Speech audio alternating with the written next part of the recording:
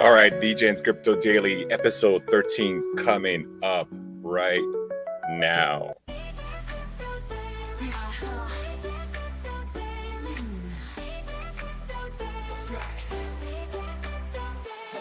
Dgenz with the daily news and the code, riding on the blockchain, heavy with the load.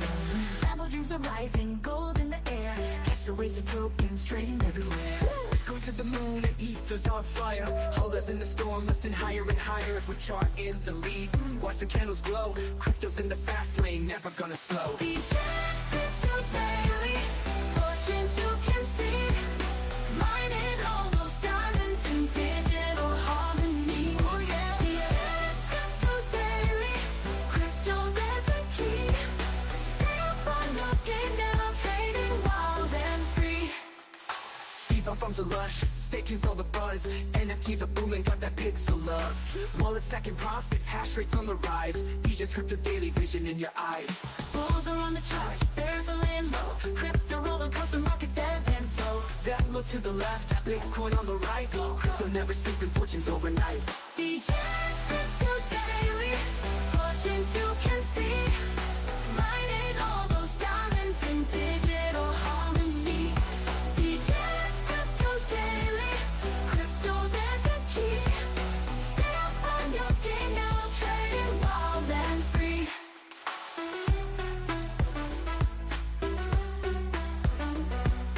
Awesome intro. I love this tune. Thank you. Welcome to episode 13. Let's get it. It's awesome to be live on this amazing hump day, Wednesday. Crypto doesn't sleep, so why should we?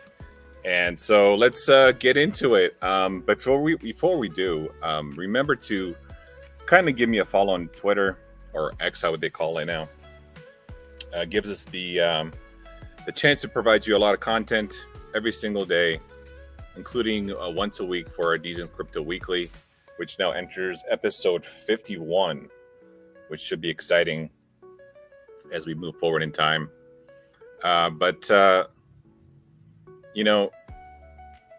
We talked about stuff yesterday, and we expected the markets to be bearish, but one token doesn't seem to be bearish at all. Do you guys know what that is? It is this one right here. It's Velo. It just does not want to go down. Watching this chart, obviously, because it's one of the tokens and projects we're eagerly watching for many, many reasons. We have it in our portfolios. I have it in my personal portfolio. I have it managed portfolios. So Velo is one of the projects we're always keen on and watching. But we want to make sure that, we stay on top of it, and it allows us to, give you guys a really good update whenever there is any moves further south.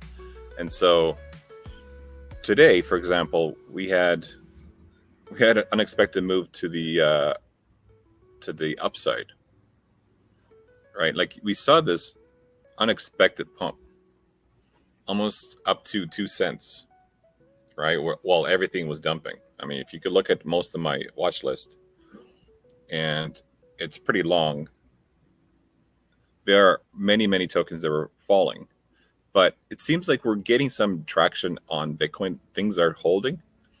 The one thing I did notice, quite frankly, today is the alts are actually doing better than Bitcoin, right? If we look at all these alts, Opulus is down, unfortunately, 3.3%. We'll get into that. But, Pyth is up 3%. Trump, which is the meme coin for Donald Trump, is up 9%. Velo, again, we talked about it just now, 6.8%. So there's lots of good altcoin action. Why is that? So let's look at our indicators, right? Let's look at that tether dominance. Okay, so one of the things we talked about yesterday actually is, having this formation turn into a large head and shoulders, inverted head and shoulders, right? So we talked about, let's go into a daily scale. We talked about this basically, right? we said that there's a chance that we are creating this inverted head and shoulders, right? And so this chart right here was trying to touch that that neckline, right? This neckline right here. And so we had this like wick that was attempting to do that. And maybe that's a key for us to think that that was the move, because there's a chance that, you know, if this is the move, that means we're actually going to go up, right? Especially with the candle is printing on the daily, a really, really bearish candle. So we'll keep an eye on that as we move forward today. Maybe we do have some bearish action here, which means, you know, the crypto tokens are going to go up. The other thing I'm looking at is the Bitcoin dominance, right? Talked about this yesterday as well. You know, we really want this chart to fall down for altcoins to have a chance. And I truly believe that. We talked about this yesterday, how, you know, this chart is in a giant wedge that formed back in, I think, 2017. Okay, so 2017, it started, I think, somewhere here. And then, yeah, there we go. It's 2017, and that's our first bull run, bear market, bull run, right? And we go into another bear market, and then now we should be getting a bull run. Okay, so when I see this chart dumping while Bitcoin is holding and not dumping as much, I feel like alts are ready to rip. The other thing we talked about yesterday was the monthly returns chart for Bitcoin, and we'll go over it again really quickly. So we look for trends in these things. You know, if there's any similarities in previous months or not, previous years of the month or not. For example, in 2018 being the first bearish year after the bull run, it's similar to 2022, right? In terms of what months we're dumping and what months we're pumping. And, you know, we want to see these similarities in general. So now if we go to, for example, 2024, okay, and we assume that 24 is the year prior to the bull run year. So 25 is the bull run year. We got to look at 2016 as a measure of success. So we go, all right, what happened in September? Oh, we're plus 6%. Okay, that's unusual, right? Could that hold true? Possibly. October obviously was 14%. You know, we could probably assume that's going to be the case again, because October is going to be very bullish. And then November into the election, maybe we do get some drops right after the election, right? Maybe because it was priced in.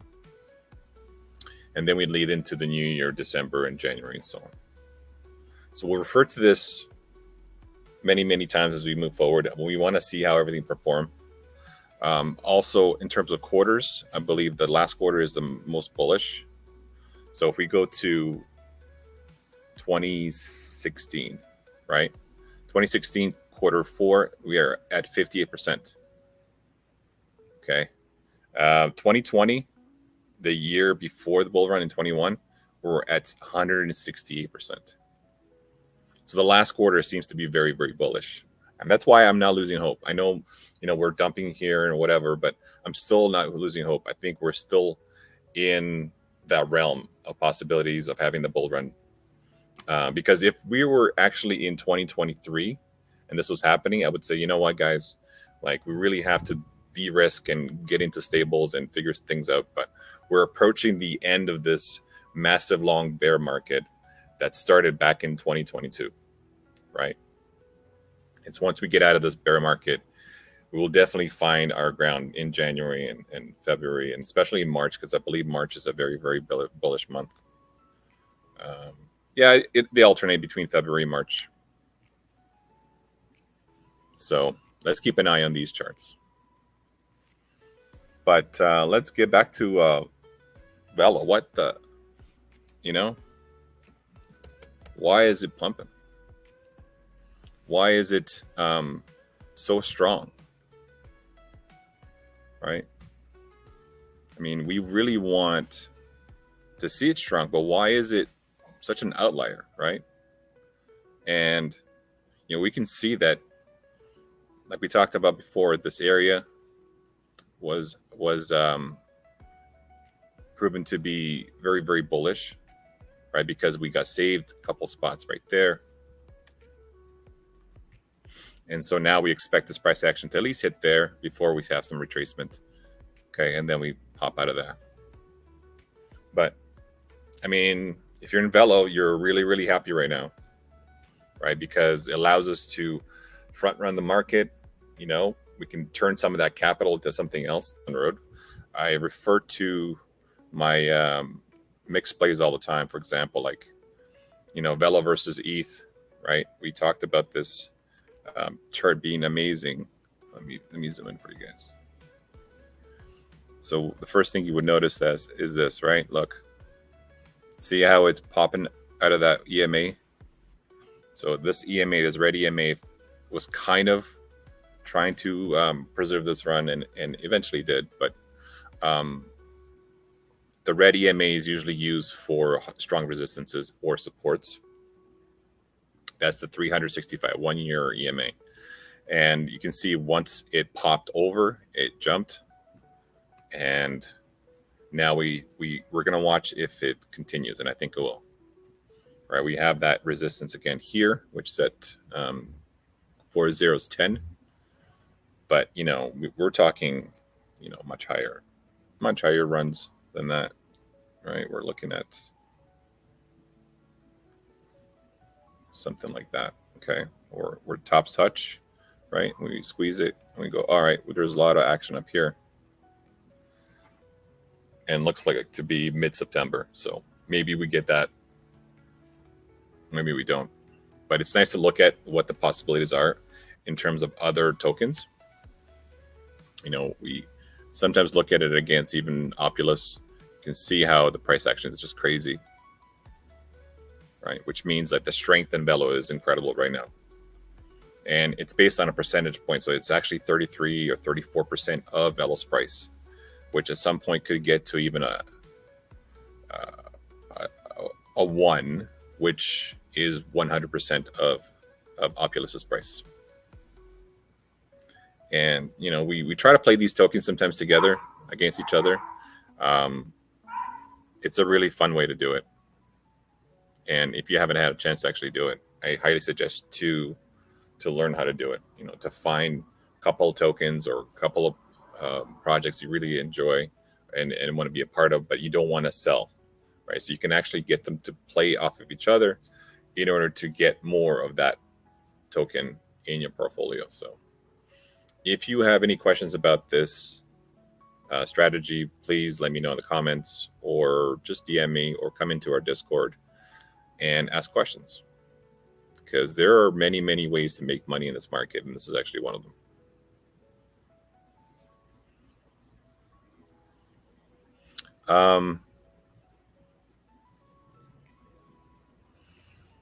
Let's look at Layer AI.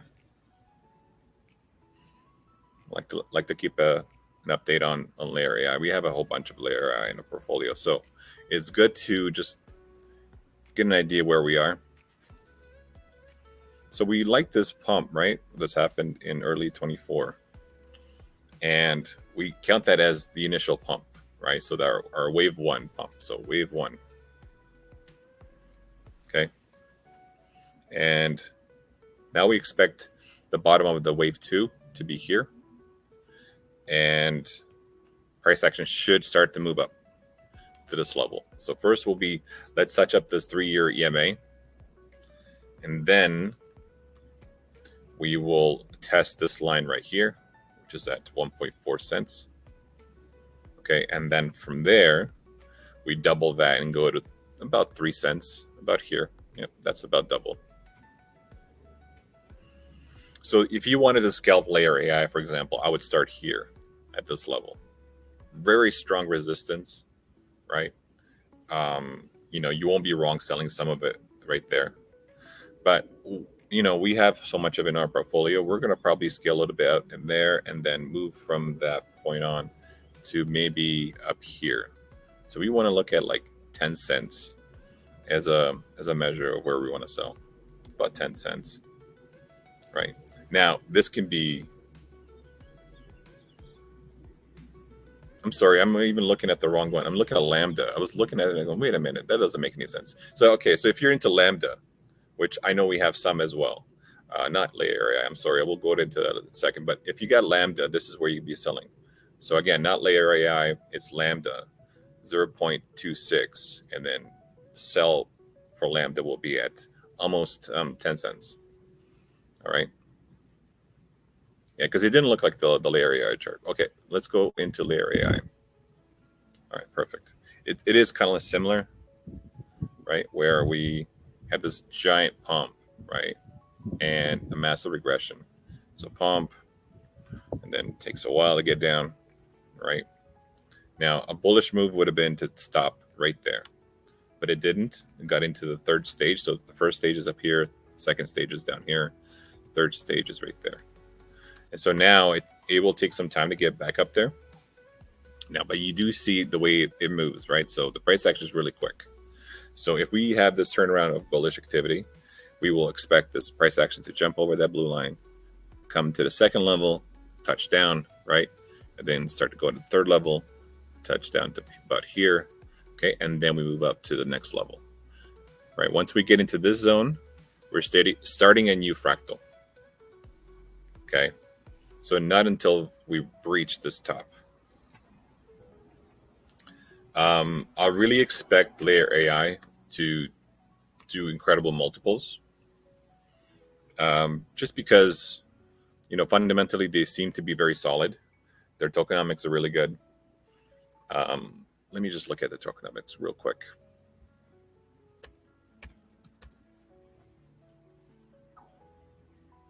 All right, so we're at layer AI. Market cap of 3.3 million. Circulating supply is about 10%. That's what it looks like. Trading volume is 1.2 million. So that tells me there's a lot of interest still in layer. The volume to market cap ratio is really, really strong. I always look at that as a measure of interest, So it looks good fundamentally. It doesn't have too many tokens in circulation, so it has a chance to move up really quickly. I don't know the release schedule yet. I might have to deep dive into that. But there's 32,000, almost 33,000 people that are watching it. So there's a lot of interest in layer AI. So stay with it. It's going to do multiples, I think, at least to 300 million when liquidity comes back. So it's about 100x. It's some of them are just there for you to take, and I think this one's a good token to buy. It's listed in a lot of exchanges too, so it's pretty liquid. Mexi, CoinX, KuCoin, Bybit. Yeah, there's a lot of them.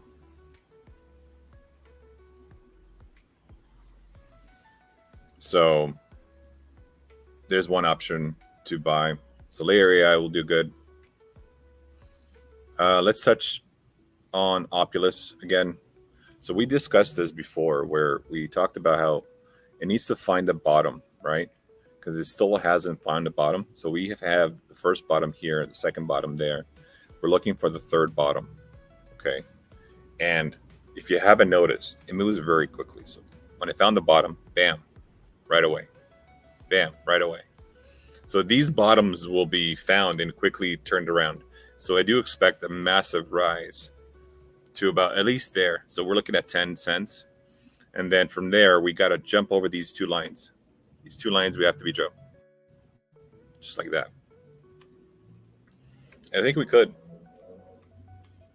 Fundamentally, Opulus is a top dog. A top dog. And I think in bullish times, we will expect really, really good price action. If you look at these EMAs, They pinched over here for the bulls, but then of course it was all about timing, and the market kind of turned around and made it go further down. Like you would have expected if the market was good to stop right there and then move higher, right? Would have been at 65 cents by now. So if this was 2021, for example, okay, and this is the start of 21, we would have been up here already at $1 or so. So don't despair. Like, it's gonna come. Okay, I really mean that. It's gonna come. I'm not some fanboy or moon boy. I've been in this crypto game for a while now. I understand how things work. When they're the most bearish is when they're the most bullish. Like, people will think, oh, this is the worst possible move. When it does this, they're gonna go, oh yeah, I should have bought. And the issue about that is you're already too late, right? So don't be too late. Add a position at these opportune times. Okay. Again, fundamentally, Oculus is a top dog, and I really believe they're going to be one of the successful projects when the bull run does actually happen. Let's look at Jupiter before we finish up for today. I said I was going to do it yesterday. I just completely forgot. So again, we talked about this before. We were looking at wave 1 and a wave 2, right? Wave 3 doesn't begin until that is broken. So we still have to see $1.80 before the wave 3 happens. Wave 3 by rule has to be either the biggest or the second biggest wave in the fractal. So it cannot be a small wave. It can't be like this. It'll never be like that. It has to be really big, or at least bigger than that one. Okay. So I feel like, we'll stop here at $1.80, retrace just a tad, and then bam, we're off to go. If you look at our fibs, we got the second fib at 340.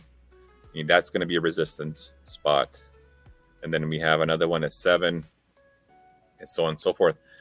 Don't forget, Jupiter has the strongest fundamentals out of any DeFi platform. Okay. We almost use Uniswap as a measure of how Jupiter is going to do all the time. We feel like its decentralized volume is incredible compared to Uniswap. They're really doing something unique in the way they're launching projects, allowing very fair way to launch individual projects without venture capitals being involved. So I highly suggest you look into Jupiter if you haven't already. A lot of us in the Solana ecosystem have already been a part of Jupiter and know how well that platform works. And as well, I believe they're going to do an airdrop to all the users that have used their platform in January of 25, I believe. So, you use your platform, you get rewarded. You stake their tokens, you get rewarded. There's a lot of good things happening with Jupiter. So yeah, this is a no-brainer for me. I love the way it just starts curling up, setting up higher lows. And eventually it's going to make higher highs, and then we're off and running. Yeah, so Jupiter is definitely one of my picks. The other one that some people are talking about is Pyth. I completely refuse to change the name to Pith. It's Pyth to me.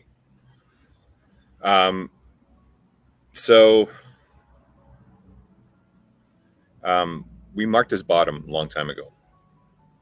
We really feel like when we're talking about bottoms, right, just like with Oculus, we have these spots where bottoms are found. Now, the problem with these bottoms are the more they get touched or tested, the weaker they get. So eventually, if this doesn't hold, it's going to drop right down.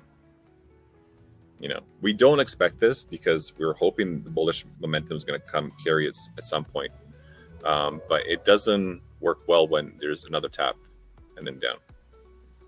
So we got to make sure that this price action starts pumping towards that blue line, which is the 200 EMA, and then over and then down to confirm. Okay, so we're looking at this area right here as a first resistance. So anywhere in between, say, 60 and 80. Okay, and then we have the main resistance is up here at $1.09. And then from there, we expect, like we talk about with other tokens as well, the proper Elliott wave formation, which is, well into wave 3, and then wave 4, then wave 5.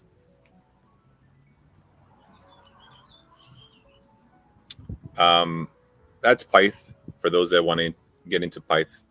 I heard, and I could be completely wrong, I heard that that Pyth is going to release indefinite tokens. And so let's take a look at Pyth fundamentally.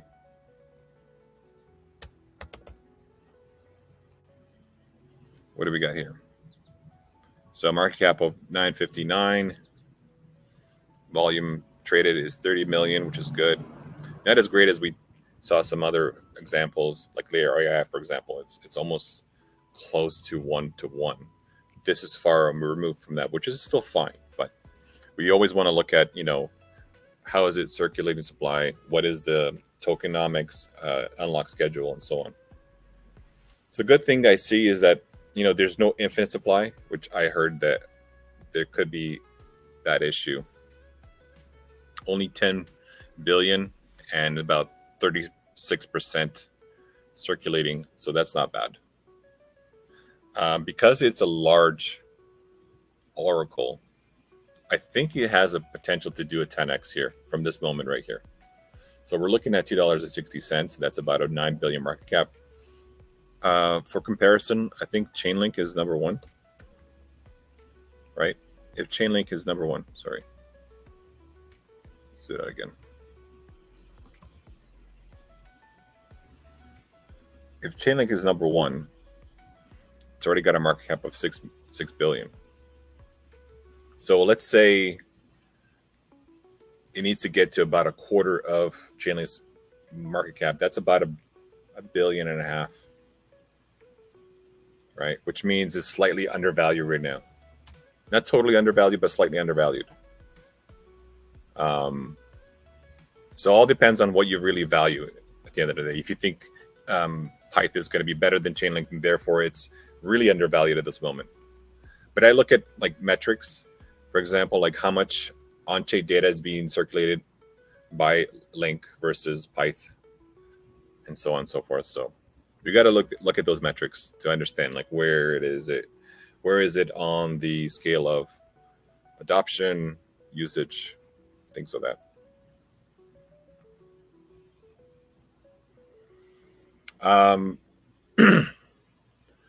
We're coming up on 30 minutes. I think we've covered a lot of ground already.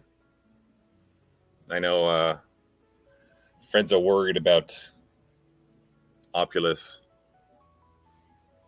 Yeah, we'll speak about a pump eventually, but I think it's going to happen. I don't think you have to worry too much. We'll get there. Again, if you have a chance to follow me on Twitter, please do so. And let's do this again tomorrow. How about that? We get to talk about crypto and enjoy a possible pump. See you guys tomorrow.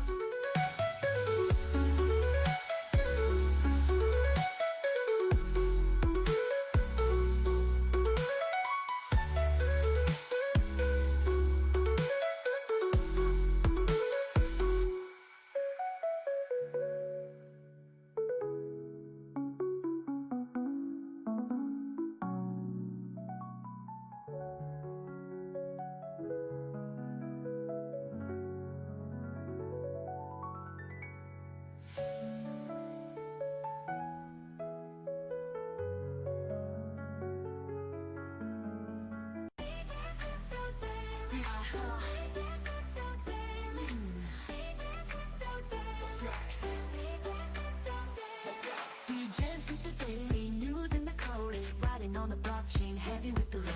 Lambo dreams are rising, gold in the air. Catch the waves of tokens, trading everywhere. Go to the moon and ether's on fire. Hold us in the storm, lifting higher and higher. We're chart in the lead. Watch the candles glow. Crypto's in the fast lane, never gonna slow. Dgenz, crypto daily, fortunes you can see.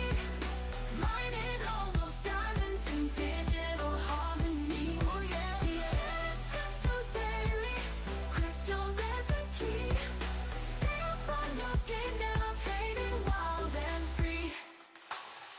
farms are lush, staking's all the buzz. NFTs are booming, got that pixel love. Wallet stacking profits, hash rates on the rise. Dgenz crypto daily vision in your eyes. Bulls are on the charge, bears are laying low. Crypto roller coaster markets ebb and flow. That look to the left, Bitcoin on the right. Crypto never sleeping, fortunes overnight. Dgenz crypto daily, fortunes you can see. Mining all those diamonds in digital harmony. Dgenz crypto daily, crypto there's a key. Stay up on your game now, trading wild and free.